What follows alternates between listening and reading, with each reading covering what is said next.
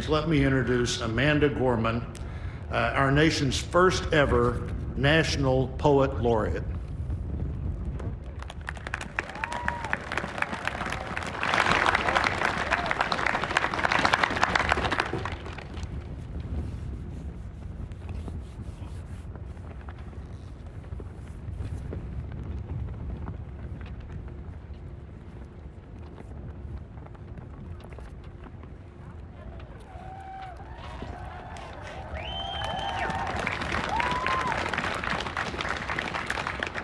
Mr. President, Dr. Biden, Madam Vice President, Mr. Emhoff, Americans, and the world.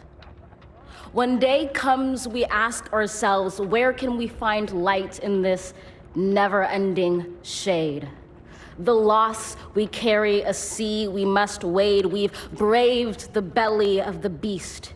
We've learned that quiet isn't always peace, and the norms and notions of what just isn't always just is.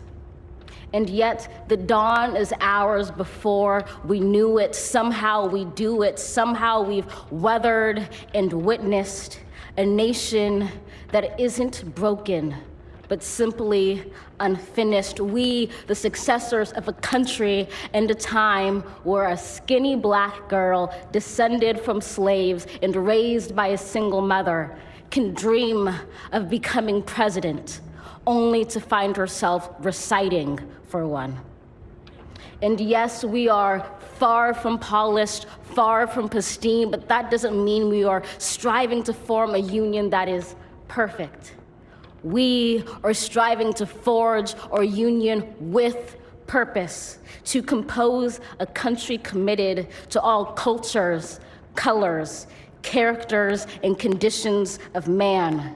And so we lift our gazes not to what stands between us, but what stands before us. We close the divide because we know to put our future first. We must first put our differences aside. We lay down our arms so we can reach out our arms to one another. We seek harm to none and harmony for all. Let the globe, if nothing else, say this is true. That even as we grieved, we grew, that even as we hurt, we hoped, that even as we tired, we tried, that we'll forever be tied together, victorious, not because we will never again know defeat, but because we will never again sow division. Scripture tells us to envision that everyone shall sit under their own vine and fig tree, and no one shall make them afraid. If we're to live up to our own time, then victory won't lie in the blade, but in all the bridges we've made. That is the promised glade, the hill we climb, if only we dare it, because being American is more than a pride we inherit. It's the past we step into and how we repair it. We've seen a force that would shatter our nation rather than share it, would destroy our country if it meant delaying democracy.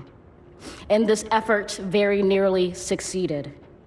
But while democracy can be periodically delayed, it can never be permanently defeated.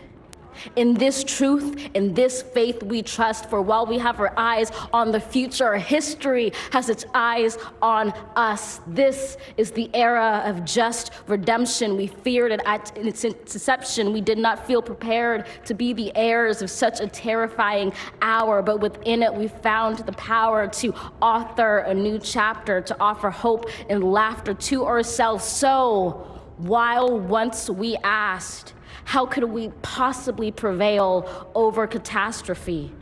Now we assert, how could catastrophe possibly prevail over us? We will not march back to what was, but move to what shall be, a country that is bruised but whole, benevolent but bold, fierce and free. We will not be turned around or interrupted by intimidation, because we know our inaction and inertia will be the inheritance of the next generation. Our blunders become their burdens, but one thing is certain: If we merge mercy with might and might with right, then love becomes our legacy and change our children's birthright. So let us leave behind a country better than the one we were left. With every breath from my bronze-pounded chest, we will raise this wounded world into a wondrous one. We will rise from the gold-limbed hills of the West. We will rise from the wind-swept Northeast, where our forefathers first realized revolution. We will rise from the lake-rimmed cities of the Midwestern states. We will rise from the sun-baked South. We will rebuild, reconcile, and recover in every known nook of our nation, in every corner called our country. Our people, diverse and beautiful, will emerge battered and beautiful. When day comes, we step out of the shade, aflame and unafraid. The new dawn blooms as we free it. For there is always light, if only we're brave enough to see it, if only we're brave enough to be it. Wow. How's that for a national debut? Most of us will remember where we were when we heard Joe Biden take the oath of office, give his inaugural address. We will all remember when we heard Amanda Gorman speak to the world as America's first National Youth Poet Laureate. Gorman.